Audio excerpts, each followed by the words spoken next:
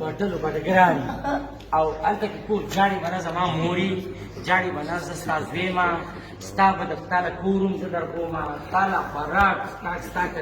50 تنه الوا دي ته زما موري اوس په تازه ګاډي کې خېجوم ستا چې څه جاړې به نه جاړې زما مور جاړې به نه جاړې ښه جی قربان قربان هیڅ چا زر روپو ته امداد ته ضرورت نشته زه دې یم زوی یم خدای درله زوی درکوم او زه دې زوی یم ته چاړه نه ستا چې څه ضرورت وي زه پوره کوم الله یې پوره کوي زه پوره کوم ستا چې څه شي ته ضرورت وي ستا څو پیسو ته ضرورت جی قربان وای مور اوس ته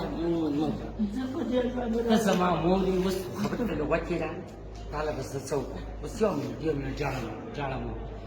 زه به تعالی اوس ګاډی را کوم سړی به در کوم ته به خپله کټه هر څه ټول راوچت کړه تعالی زه کور در کوم تعالی زه خرچه را کوم ستا زه زوی یم چې څنګه که ما ته د خپلې مور نه کم وګڼلې نو ما د الله په جهنمونو اوسېږي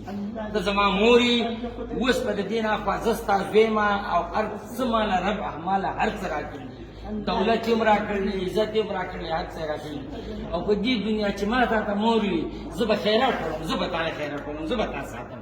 د دې نه اخوا جاړې به نه ستا چې د څه شي ضرورت وي ستا چې د څومره پیسو ضرورت وي تاله زه اوس په دې کې ته ما ته وایه چې زما دومره ضرورت دی تاله زه هغه پیدا کوم تا سره زه کس ته تا سره کوم جی قربان یو ماما دی مشر جی اوس مفتي ته یې چې دی جی چې دې له کله چې تروجي نه بار راځي جی هغه ګوره کې دانچه کې ناسي جی هغه ما ته وی چې زه به پاتې شم تاسو به له جمله باندې جوړه کړم جی اوس باندې داسې دانچه لري چې ګوره مورې یو څه ها هر څه به تعالی الله راکړي او زه باندې وکړه هغه ستناسي بیا راځو پوری ساري جی هغه واپس جی زه بیا خامہ راځم ته اوس زما یو خبرې ته په غوږ کېږدي ښه ته زما یو خبرې ته غوږ کېږدي ته به جاړې نه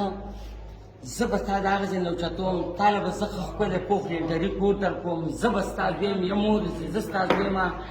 تا ته به د هېڅ شي کمی نه تا ته به د پیسو کمی نه تا ته به د کور کمی نه تا ته به د دنیا د سهولت کمی نه ګاډۍ به تا ته ولاړي تاله زه ستا زوی یم زه ستا نوکر یم زه ستا نوکر یم پوه نه شوې تاله به زه کور در کوم تاله به زه ځای در کوم تاله به زه هر څه را کوم و چې ستا څه ضرورت وي هغه به پوره کوم ته دې کې ښه په عزت طریقه کښېنه راشه تاله سره ډوډۍ کم وکړم هلکه یو کمره ماله وګورئ دې دغه ته زه تاله هر ضرورت پوره کوم ستا چې څه شي ضرورت وي ګاډۍ تاله څه شي نه هر څه تاله زه پوره کوم او تا زه لېږم دا زه داسې نه